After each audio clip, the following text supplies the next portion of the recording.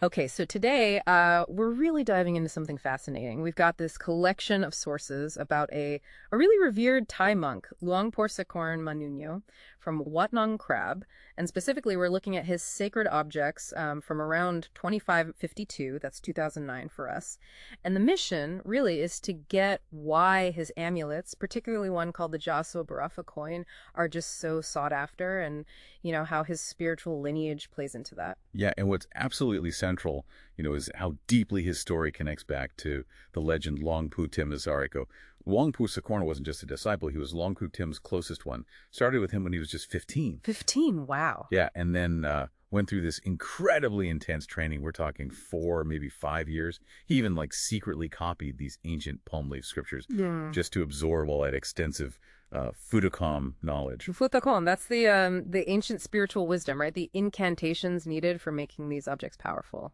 Exactly. So profound stuff. And getting that direct living transmission of spiritual power from someone like Luang Por Tim, that's incredibly rare. That's seen as the very source of the energy in Luang Por Sakorn's creations. Okay, that level of training, that direct line, Yep. It sounds absolutely foundational. But how did that become something unique in his own work? I'm thinking specifically about this Pra Khru Manūnatham spirit child powder. That sounds, potent. Maybe a bit sensitive? Oh, it absolutely is. Yeah. Potent and sensitive. Luang Por Sakorn inherited the very specific, powerful art of creating Pra Khru Manūnatham directly from Luang Por Tim. Now, this stuff, it's made from specific human remains, and then Luang Por Tim himself consecrated it intensely for a full week. It really became a cornerstone, a key ingredient in Luang Por Sakorn's own amulets. No.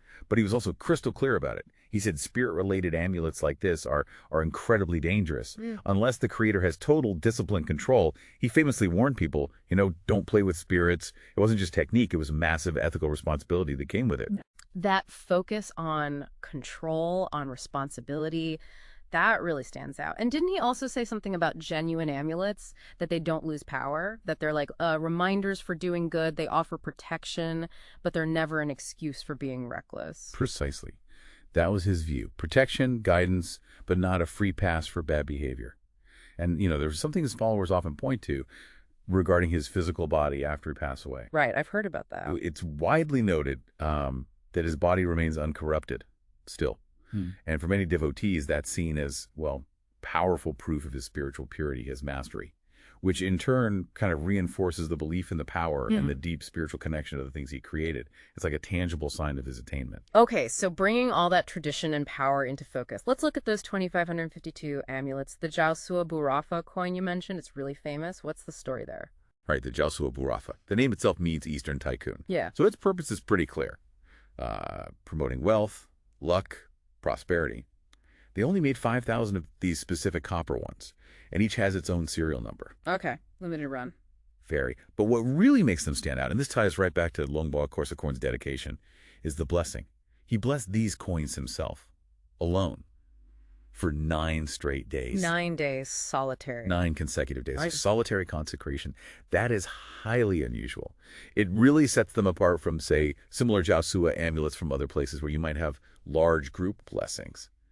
This was personal, intense. Got extended personal blessing. You can see how that would elevate their perceived power, their authenticity. Yeah. Definitely. Were there other significant items from around that 2552 period? Well, absolutely. Yeah, 2552 was a big year. Alongside the Jao Sua Burapa, he also made multi-metal Hoi Trium birthday coins, also very sought after, and Phra Chai China Bangkor. Buddha images, those are classic protective figures. Also Hanuman Mahaprabh amulets for invincibility. And significantly, look, Pra Khru Manūnatham. Ah, the powder balls. Exactly. Powder balls made with that same potent spirit child powder, directly continuing the tradition, the lineage, right from Luang Por Tim. It reinforces that whole unique heritage he carried. So wrapping this up, what does this deep dive really show us, for you listening? It demonstrates how this profound spiritual lineage, this unique traditional knowledge passed down, and just one monk's incredible dedication, how it all comes together in objects believed to hold immense power. Luang Por Sakorn's story, it's such a vivid picture of how faith, history, and, meticulous craftsmanship are all deeply woven together in this world of sacred Thai amulets. And it does leave you with a thought, doesn't it? When a belief system gives tangible power to objects like these, and when those objects are made with such deep intention, such personal sacrifice, how does that actually influence people? How does it inspire maybe ethical behavior? How does it build community around shared values? It makes you wonder if the true power isn't just in the object maybe, but also in the belief and the good intentions that it sparks within us. Something to think about.